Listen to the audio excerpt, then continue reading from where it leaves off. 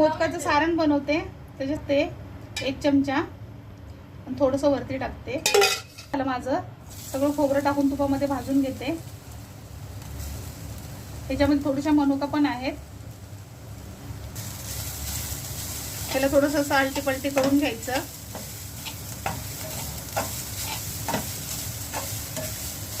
तर हे अर्धा पाव घेतलेला. 1 नारळासाठी अर्धा पाव गुळ खूप होतं. जर तुम्हाला गोड हवा असेल तर अजून तुम्ही टाकू शकता. आणि परत ह्याला असं पलटी मारून थोड्या वेळ गॅस लो करून ठेवून देणार आहे.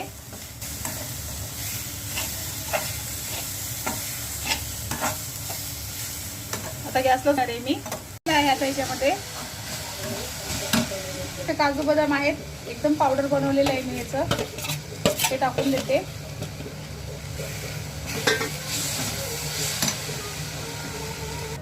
हे थोडंसं 3-4 विलायची पावडर आहे, बारीक केलेले आहेत, हे टाकते थोडासा.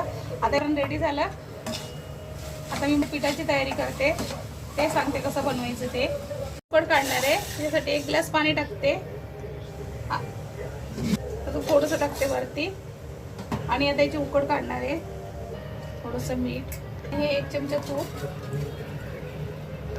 मी गॅस लो करते आणि हे तांदळाचं पीठ असं टाकते आतमध्ये आणि मी असं फिरवते.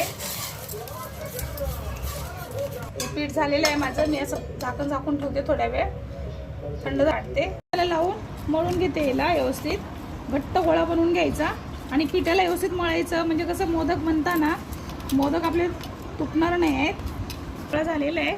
आता मी थोडंसं हाताला तूप लावते आणि परत हे पीठ मळून घेते एक वेळेस. झालेलं आहे मळून. आता मी तुम्हाला मोदक दाखवते बनवून. अशी वाटी बनवून घ्यायची, पातळ बनवायची एकदम. जर असं जमत नसेल तर लाटून घेतलं तरी चालेल, चपाती लाटल्यासारखं. हे बघा पातळ झालेली आहे. हे बघा अशी मोठी झालेली आहे. आता मी याच्यामध्ये सारण भरणार आहे. हे बघा 1 चमचा सारण टाकलेलं आहे आणि बघा अशा कळ्या काढून घ्यायच्या झालेल्या आहेत. आणि हा आपले हे बोटं 2 बोटं आहेत असे घ्यायचे आणि या साईडनं असं दिले आहेत. आता मी याला असं पाण्यामध्ये बुडवणार आहे. पाण्यामध्ये असं पाणी घेणार, असं स्टीम करणार. पाण्याला उकळी आली आहे, मी असं ठेवून देते वाफेला. झाकण ठेवणार आहे. 20 मिनिटांमध्ये मोदक चांगले आपले झाले. याला आता मी बघते. हे बघा मोदक चांगले झालेले आहेत मस्त. आता लावू देते. मस्त स्टीम झालेले आहेत. आता थंड झाल्याने काढलेले आहेत बघा. झाले मोदक. अशी रेसिपी करून बघा. आज अचानकच अंगारी का आली म्हणून मी मोदक बनवले.